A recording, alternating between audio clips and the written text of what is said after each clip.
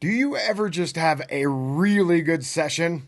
I had one last night. We were playing my homebrew campaign, Castle Agranak. That's a West Marches style campaign. I have a video on some of the development right up here. The characters were having some downtime, and they were really excited about this tournament, a jousting tournament that was coming to town. The tournament was called the Queen's Tournament. Knights from all over the queendom had come to Castle Agranak for the tournament. Wall-to-wall people lining the streets and alleyways. Every business was filled to the brim. People were making money hand over fist. It was a thieves' haven and a podium for the rock stars, the knights. With one of our PCs, there was romance blooming. Another PC was selling griffin meat pies and truffles for a ton of money, mostly because the queen had tasted it and was giving a ton of adulation. So he upped his price and all the royalty was buying his pies. Then there was the PC who was a knight, Sir Trendos, of lowly means. He didn't have a lofty title like his arch enemy, Roland the Widower, nor like any of the other knights, like Sir Gervais the Protector or Dame Alignette the Slayer. But by the tournament's end, the Queen herself had given our victor, the PC, Sir Trendos, his new title, Sir Trendos the Warden. So I made up some jousting rules, kind of on the fly with a 3-role structures. Let's talk about it. Make sure you're subscribed so you don't miss an upload. And join the conversation over at the Agranak Cult Discord.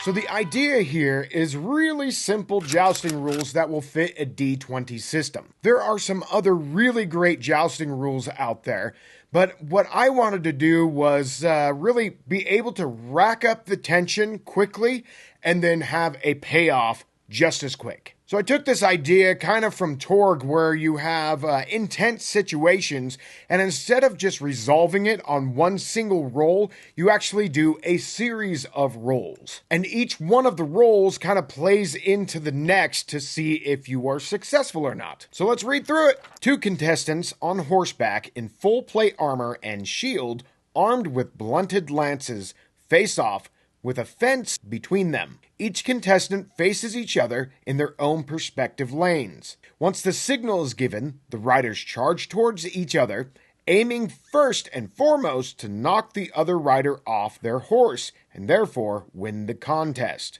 Up to 3 passes in each contest can be attempted. The contestant that unhorses or breaks the most lances on their opponent wins the contest. Here's the basic rules. There are 3 rolls that will be made. 1, a riding roll, and this is when they take off down the lane, getting ready to strike their opponent. Number 2, bracing the lance, which is them getting the lance in place and ready to strike. And then number 3, the actual impact or attack roll. Here's the key. Each of these rolls are going to be an opposed roll. Okay, number 1, riding roll.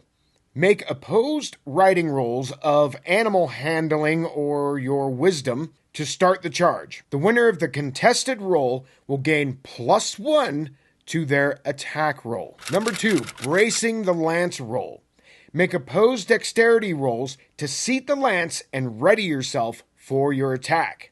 The contestant with the higher roll gains a +1 to their attack roll. Step 3, the attack roll. Make an attack roll. Add any bonuses that you just received from the riding roll and bracing the lance roll, along with your typical strength or proficiency bonuses. As long as each opponent meets or beats the armor class of the other, then both lances are broken and a point is awarded for each contestant. It's not stated in here, but it's a given that if one meets or beats an AC, they strike and the other one misses. 1 lance to none. With these 3 rolls, what happens if there's a natural 1? On the riding roll, the horse is off balance and will buck the rider off, stall, or something else determined by the game master. You suffer disadvantage to the attack roll. That's if you're still on the horse. A natural 1 on bracing the lance. The lance falls out of the contestant's hand or something else determined by the GM. The attack roll. If the attack roll is a natural 1, the rider falls off the horse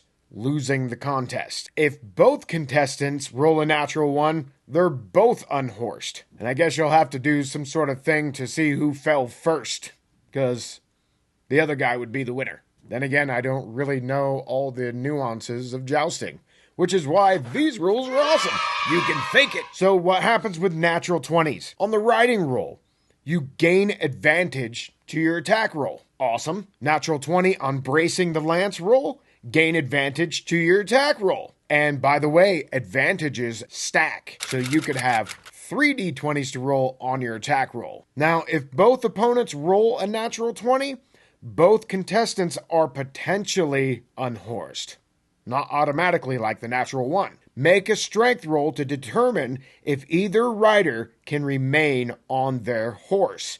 The DC is 15. Winning the contest. To win a contest, a contestant must have more broken lances than their opponent.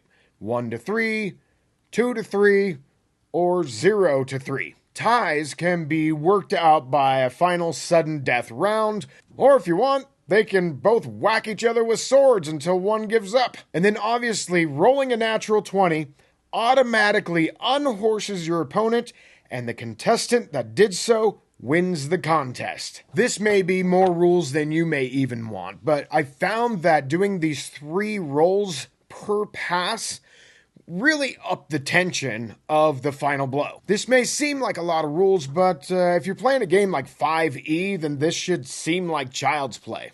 And remember, these are just guidelines of a homebrew that I came up with almost on the spot. If you'd like to download a copy of this as a PDF, you can get it at my Patreon. There's a link down below. It'll be completely free. You don't have to buy or anything. Free. Okay? Make sure you go to agranak.com and sign up for our newsletter. It's the only way that I could make sure that we're always in contact with everybody that likes what we're doing here. All right, thanks for stopping by Agranak Studios today, and we'll see you on the next one. Later. This video was brought to you by the generous support of our patrons. Consider becoming a patron so you can help us make more content like this. Or get yourself a t-shirt below. Later. No. All right, do this and do that and do this and do that. And watch this video.